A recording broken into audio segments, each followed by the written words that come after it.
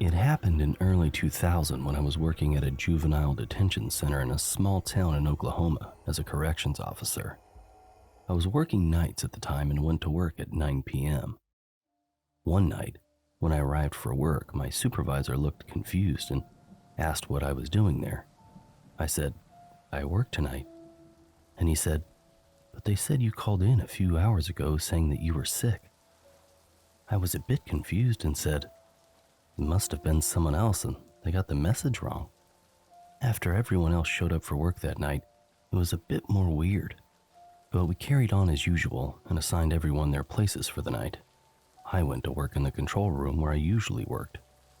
The control room was the center of the prison and had direct control over the cameras, doors, phones, and everything. After I relieved the guard on duty and settled in for the night, I looked at the message that said I called in. It said that I had called at 6:50 and said that I had gotten sick while out cleaning up after the storm.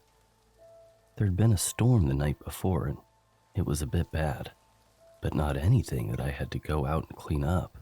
It was truly weird. The supervisor came into the control room about that time. He was also a friend of mine outside work, and we started talking about it and how odd it was. I decided to call my wife at home and tell her about it while he was still sitting there. I picked up the phone and dialed. After 2 rings, a man picked up the phone and with a raspy voice said, "Hello?" I did not know what to say for a few seconds. I looked at the phone to make sure I dialed the right number, and I had. After a few seconds, the person said, "Hello?" again in the same raspy voice. I said, "Hello, who is this?" "This is Taylor." "Who is this?" the person said. My head started spinning because my name is also Taylor. I said in almost a scream, "Where is Anne?" He said, "Anne's in bed. Who is this?" I dropped the phone and told my supervisor to ring me out. I had to get home, and I took off towards the door. I could hear Dave pick up the phone behind me and say, "Hello?" followed soon after by, "What the f-?" rather loudly. I ran to my car and drove home faster than what was legal, my mind racing the entire time. I busted through the door and my wife was sitting watching TV and was shocked at me being home.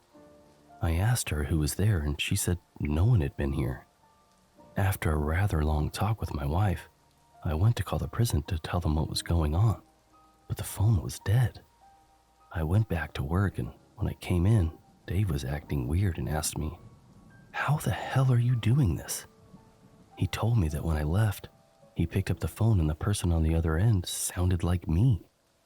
He kind of freaked out and hung up the phone. A minute later, as he could see my car leaving the parking lot, I called back from home and asked what the hell was going on.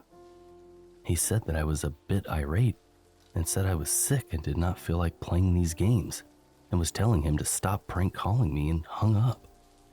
After convincing him I had no idea what was going on, we went back to work. Later, I found out that the phone line from my area had been knocked down the night before by the storm. This is absolutely the strangest thing that has ever happened to me. A few months ago, I was about to get ready for a party at 6. Just before I started getting ready, one of my friends messaged me, super excited because a boy she's had a crush on for the last 4 years finally asked her out, and he was coming to the party with her. While I was texting her back, my younger brother walked into my room and asked if I could drive him to his friend's house, which I agreed to. Then I went to the bathroom to have a shower and do my makeup. So I got in the shower, but when I went to wash my hair, I realized that my conditioner was finished. I was pretty ticked off because I'd only bought it a couple of days beforehand, and it's an expensive brand. My younger sister always uses up my things, so I knew she'd used it all. She's also trashed the bathroom, leaving water everywhere and her dirty towel on the floor. I was pissed off. I was about to get out of the shower in order to tell her off and get some more conditioner. But as I went to get out, I realized at the last second that she'd kicked the grippy mat we have at the bottom of our shower tub. Our shower tub is super slippery without the grip mat, so as I went to step out, my foot slipped and I fell with my neck down onto the edge of my tub. Time seemed to slow down in my head, and I remember my last thought was, wow, this is how I die? How stupid. But here's the thing. At the moment of impact, I woke up, back in my bed. I know it sounds stupid and cheesy, like something from a dumb Netflix show, but there's literally no other way to describe what happened. I was lying in bed before I got up to shower the first time, but I don't remember falling asleep. What was weird though, was that the exact same friend who texted me the first time messaged me after I woke up to tell me that the boy she had a crush on had asked another girl out, and she was pretty bummed about it and didn't want to come to the party. I was weirded out that there was some similarity between that and the dream, but didn't think much of it at first.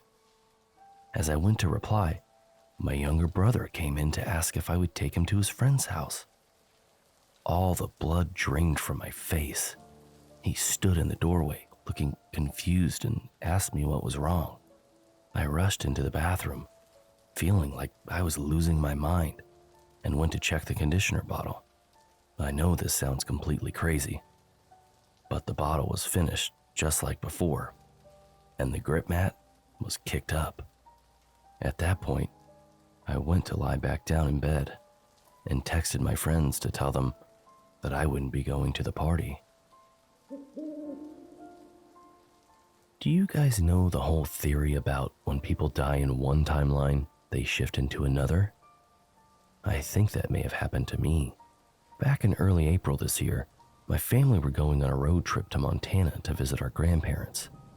Prior to the trip, I had a horrible feeling about going.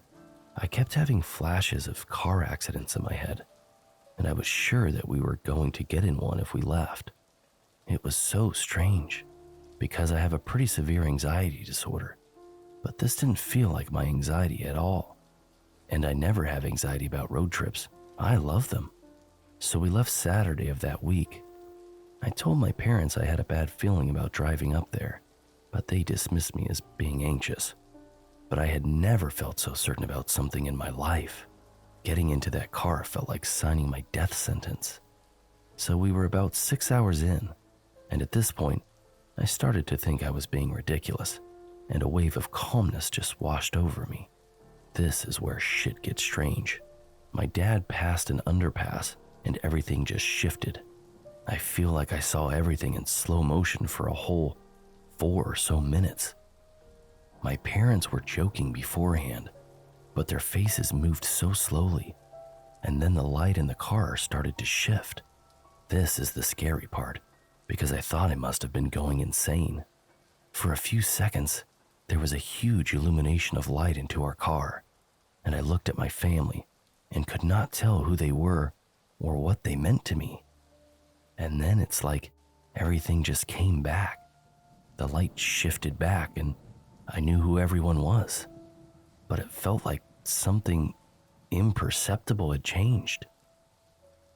I closed my eyes and tried to make sense of the past few minutes, and when I reached back to remember, I saw blood, our car and another minivan in shambles on the side of the highway, right beyond the underpass, and mangled bodies. I remembered sensations I should not have known, what spattered body matter looks like, the smell of something burning, the way I couldn't breathe, but this never happened. Yet, I remember that the car in front of us had switched lanes, even though there was a truck in front of us, realized it at the last second, and hit us with lateral impact. I have no history of psychosis, but I have never been in any sort of car accident. This wasn't PTSD, and I have never had anxiety over being in the car in any sort of way prior to this. I don't know what happened. It was just a weird situation, and I remember having the distinct feeling in that moment that I had died in some sense. I am not a spiritually sensitive person by any means. I am a scientist at heart, but this truly was something I cannot explain.